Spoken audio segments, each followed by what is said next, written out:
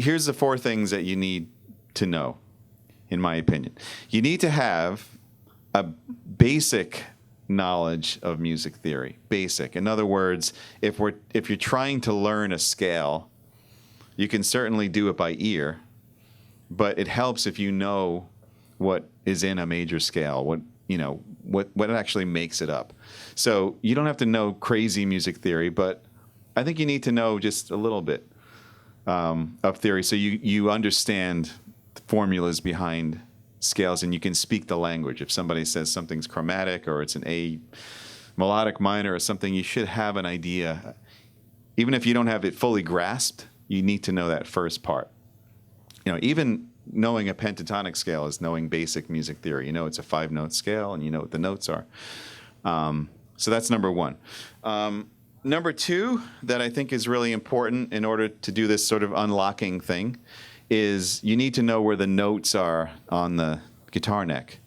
So once again, if we're talking about a scale and how to learn it, or an arpeggio or a chord or whatever, and you know that the notes are A, B, C, D, E, F, G, but you don't know where they actually are on the guitar, then you have a problem, right? So you need to know where the notes are on the guitar. So what I like to do for that is I'll say the names of the notes as I'm playing exercises, and that kind of gets me up to speed. So a little bit of music theory, knowing where the notes are on the guitar. Third is a very guitar-centric thing to know, and it's patterns. All right? So some people like to kind of dismiss that and say, no, I want to be able to improvise freely and not think of the guitar in patterns and stuff. But I think, for me, learning those patterns helps you, unlock that the idea of being able to improvise freely. So the patterns are what I'm going to show you that are really, really going to break this down in a very, very simple way. And then the final thing I would say for guitar, and you guys probably already know this, is that octaves are your friend. When it comes to guitar, it's laid out in such a way that, whatever you play in one part of the neck, you can play in another part of the neck the same exact way. It's just an octave higher. And that helps to really see that roadmap, because it's not like you have to learn all these different ways of getting from point A to point B. You have to learn kind of one way, and then it's going to repeat in octaves. Let's say we're interested in A minor, okay? Very basic. On the piano, it's all the white keys, right? All natural notes. We're starting really, really simple. What I would do is just take one string, all right? I'm going to take the G string, and we're going to start on A. And this is like one of those things that I realized one day, and I was like, wow, this is a really simple instrument when you look at it this way.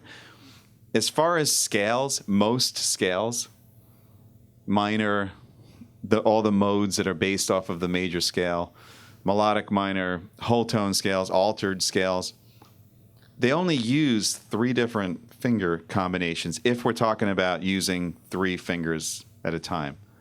All right, so the only 3 patterns you'll ever have to worry about, this sounds really simple, is 1, 3, 4, right? I love that delay. Isn't that cool? Yeah. Talk about that, too. 1, 2, 4. And 1, 2, 4, but like with a stretch. Right? So it's like 2 whole steps. When you get higher on the neck, you might want to use 1, 3, 4 with a stretch, right? So down here, it feels more comfortable to make your hand in that position, 1, 2, 4, when you have 2 whole steps. Up here, it might feel more comfortable to do 1, 3, 4 when you have 2 whole steps. But essentially, it's still 3 patterns. 1, 3, 4, so it's like whole step, half step. 1, 2, 4, which is half step, whole step, and 1, 2, 4 with a stretch. So I could play this entire scale on one string in groups of 3 using only those 3 patterns. So it would be like this.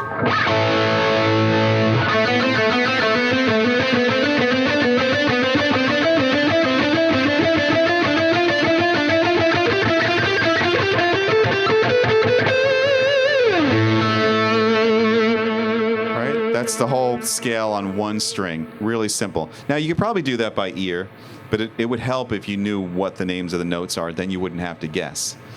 Like I said before, it applies to so many different scales. Let's say you were doing an A altered scale.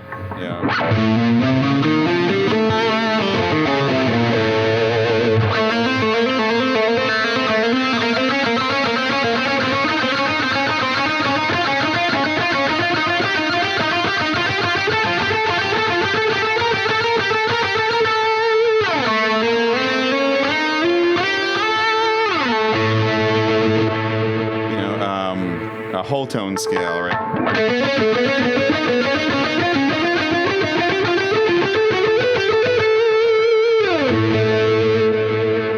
What else? A melodic minor?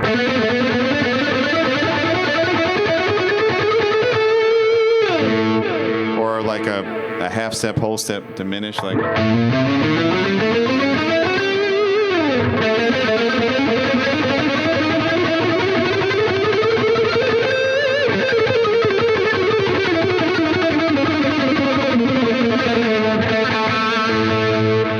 From there, it's really not that hard to jump from there to full scales. And let me show you how you do that. So the same way that that scale would exist on the G string, right, like this, it's going to exist on the D string as long as I conform to the notes of the scale.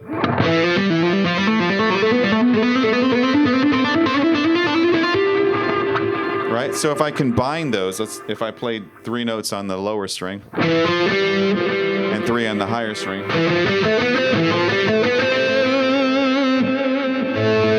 all of a sudden I have these groupings of 6 notes. So we're expanding. We almost have a full scale, right? So.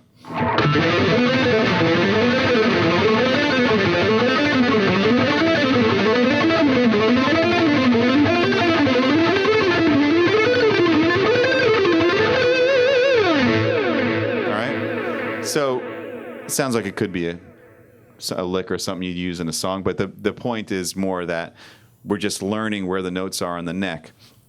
And from there, all you have to do is continue to expand it.